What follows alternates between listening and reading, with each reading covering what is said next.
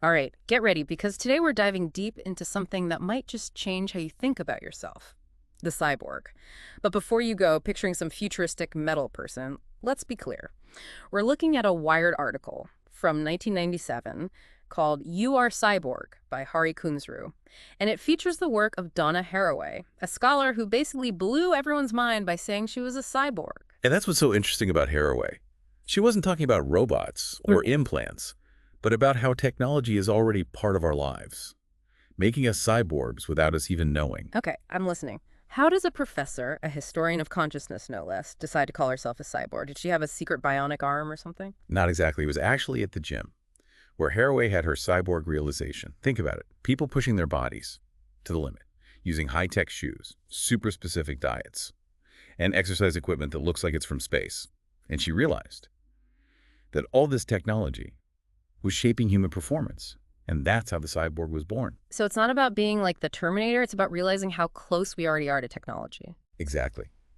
Haraway saw these networks everywhere, inside and outside of us. Take factories with those automated lines, or offices with their computer systems, even a club's sound system, blasting music. It's all humans and machines working together, creating a cyborg world. And those networks inside us, that's where things get really crazy, right? Absolutely. Even our bodies are part of these networks, Haraway says. The food we eat, which is mass-produced and changed with technology, the medicines we take, the medical procedures we have, they all show how tech is shaping us physically. My mind is blown. So cyborg isn't just a sci-fi word. It's a whole different way to see ourselves and how we relate to technology, right? You got it. And this is where Haraway's work becomes super interesting. She wants us to rethink what natural even means.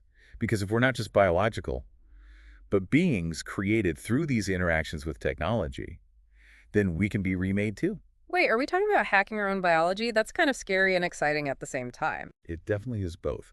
And that's what makes Haraway's work so interesting. She challenges us to face these blurry lines, to question what we think we know about ourselves and what we can do. So this isn't just about gadgets and futuristic implants. It's about changing what it means to be human in a world that's more and more connected to technology. Exactly. It's about recognizing that this relationship with tech isn't something far off. It's happening right now in ways we might not even notice. And that, according to Haraway, is where the power is. It's the first step to taking control of our own evolution in a way. Whoa. Okay, now I'm really interested. But before we go further, let's take a step back and talk about one of Haraway's big ideas, cyberfeminism, because I have to say, I'm not quite sure what that means. It's a long word, right? But the idea is really powerful. Cyberfeminism is basically about using technology to fight against traditional gender roles and to empower women. It's about seeing technology as a way to free ourselves, not hold us back. Okay, I see. But what does that look like in real life? Any examples of cyberfeminism in action? Well, think about online groups where women are connecting, sharing stories, building support systems, or those female tech leaders who are changing industries that used to be all men. And we can't forget artists and activists who are using tech to create new ways of expressing themselves and fighting gender stereotypes. Right. It's about using technology to change the story, to create new possibilities and break down those old power structures. Exactly. Cyberfeminism means realizing that technology isn't good or bad on its own. It can be used to make things more unequal or to fight inequality. And Haraway argues that by embracing our cyborg identities, by seeing ourselves as beings created with technology, we can use tech for good, to create a fairer world. That's really powerful. It's like she's saying we can change the system from within, using the very things that have been used to keep us down. You got it. And that's what's exciting about this whole cyborg concept. It's not just about understanding technology, it's about understanding ourselves, our place in the world, and what we could do to change the future. Okay, my mind is officially buzzing with all these ideas. We've talked about a lot in this first part of our deep dive, from Haraway's moment of truth at the gym to the powerful idea of cyberfeminism. But there's so much more to explore. You're telling me. In part 2, we'll get even deeper into the political side of Haraway's work, looking at how technology is never neutral and how our cyborg identities are tied to power, control, and social change. That sounds fascinating. Can't wait to unpack that. But for now, listeners, take a second to think about what we've discussed. Look around you at all the technology that's shaping your life, from your smartphone to your social media feeds to maybe even medical devices that are keeping you healthy. Can you see the cyborg within? Because the truth is, we're all cyborgs already, whether we know it or not. Yeah. And recognizing that is the first step to understanding how important this relationship between humans and technology really is. Welcome back to our deep dive into You Are Cyborg. We just started talking about Donna Haraway's really interesting ideas about how we're already cyborgs. Now it's time to go deeper and explore the political side of being a cyborg. Because you might not believe it, but it's not just about cool gadgets and being futuristic. Right. Haraway's work doesn't just describe how we interact with technology. It goes further, into the political side of things. She argues that tech is never neutral. It's always tied to power, shaped by social forces, and shaping them in return. Okay, wait a minute. How can something simple, like my phone, be political? I mean, it's just a tool. I use it to check email. Yeah. Like a social media, order a pizza. What's political about that? Think about it. Who designs your phone? Who makes it?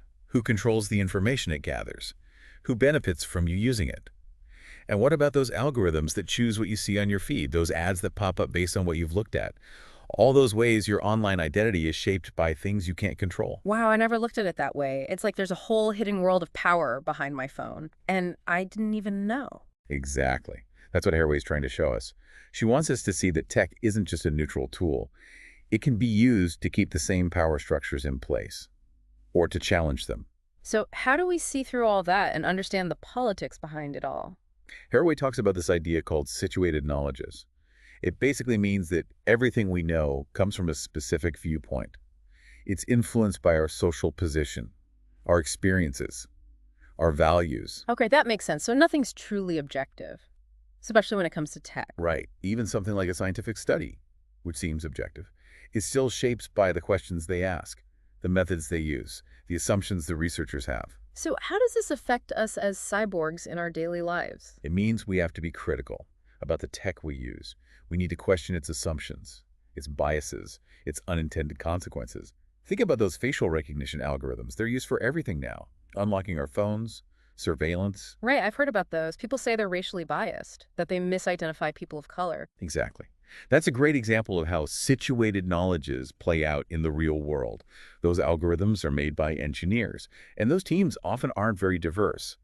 So their biases, their blind spots, end up in the technology itself. That's scary. Those algorithms are making decisions about us, but we don't control how they're programmed or who controls them. That's the risk with what Haraway calls technoculture. Tech becomes so embedded in our lives that we see it as inevitable, something we can't control. But she says we have more power than we think. So what can we do? How can we take back some control in this world where tech is everywhere? Haraway thinks that recognizing ourselves as cyborgs is crucial. If we see how intertwined we are with technology, we can start to see where we can intervene, where we can push back, challenge the status quo, and demand a fairer system. Okay, I'm starting to get the bigger picture, but let's go back to that genetically modified rice example we talked about before. How does that fit into this whole political cyborg thing? It's a great example of how technology that seems neutral can be deeply connected to power dynamics. GMO rice is often presented as the solution to hunger, a way to grow more food, to feed everyone.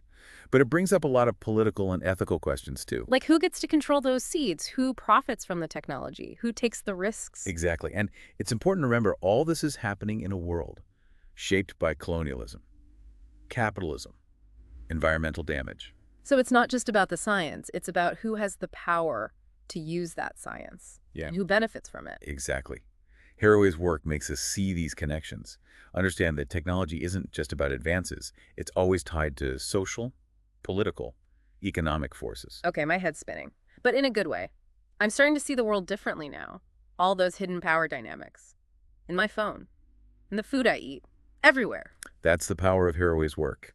It helps us see things differently, question what we believe, and recognize that we have the power to shape the future of our relationship with technology. This conversation has been really eye-opening. We went from asking what it means to be a cyborg to uncovering all the complex political stuff about technology. And we're not done yet. In the last part of our deep dive, we'll talk about the future of the cyborg, looking at the tough ethical questions, the crazy possibilities, and the important choices ahead of us as we continue to merge with technology in ways we can't even imagine yet. I can't wait. But for now, listeners, think about the tech that's already part of your life. How's it shaping you, your relationships, how you see the world? And ask yourself, what kind of cyborg do you want to be? Welcome back to the last part of our deep dive into You Are Cyborg. We've explored Donna Haraway's ideas, we've uncovered the hidden politics of tech, and now it's time to look ahead. What's the future for us cyborgs? All shiny chrome and superpowers, or is there something darker underneath? Well, the future's always a bit of a mystery, but one thing's for sure, it's going to be more and more cyborg-like. We're already seeing tech merge with our bodies and minds in ways we used to only see in sci-fi, like artificial intelligence, gene editing, brain-computer interfaces. It's mind-blowing. I gotta admit, that does sound pretty sci-fi to me. But I'm curious too, and maybe a little scared, to see where it all goes. So let's start with the basics. Where did this whole cyborg idea come from anyway? It's actually interesting you asked that. The word cyborg was invented back in the 1960s by Manfred Clynes and Nathan Klein, two scientists. They were thinking about the future, a future where humans could be changed, to live in space, that harsh environment. So it all started with the space race. That makes sense. Right. Their idea of an augmented man really captured people's imagination.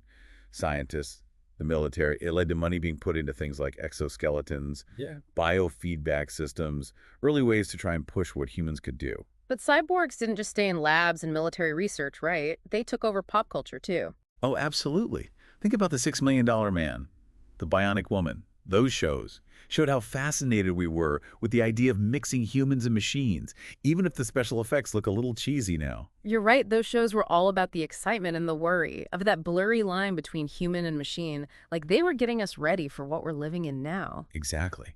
And as tech got better, so did our idea of what a cyborg is. We went from those clunky, fake limbs to really advanced implants, from huge computers to these powerful things we carry in our pockets. The cyborg idea changed along with it. So it's not one fixed thing, it's an idea that's always being redefined as tech changes, and as our relationship with tech changes too. Exactly. And that leads us to today, where we see cyborgs all around us. Artificial joints, pacemakers, cochlear implants, they're all part of us now. And then there's the internet. It's like this giant external network, almost an extension of our minds. You're right, we depend on these technologies so much. They've become almost invisible, like part of the background of our lives. It's like we're living in a cyborg world without even thinking about it. And that's only going to become more true. Artificial intelligence, biotech, nanotechnology, they're all moving so fast, pushing the limits of what's possible.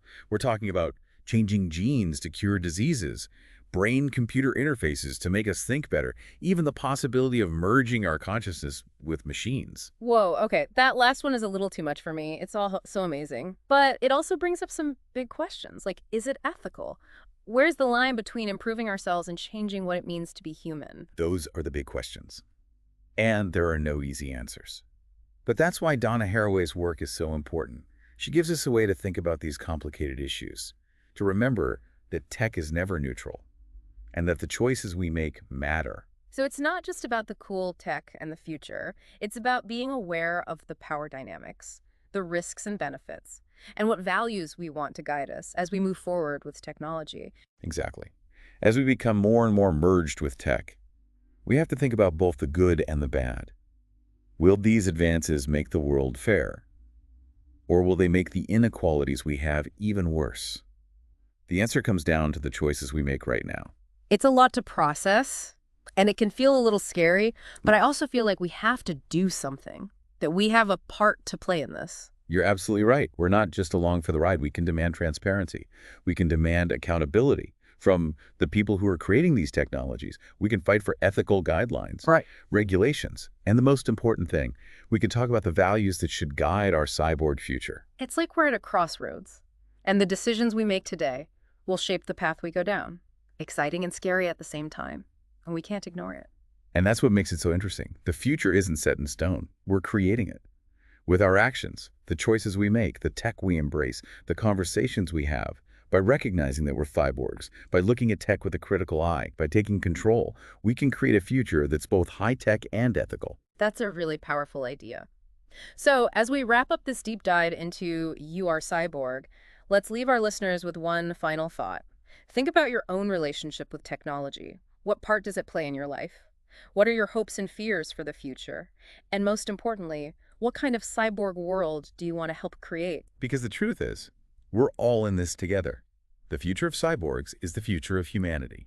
and it's up to us to make it a good one. Thanks for joining us on this amazing journey into the world of the cyborg. We'll see you next time. Keep exploring, keep questioning, and keep pushing those boundaries.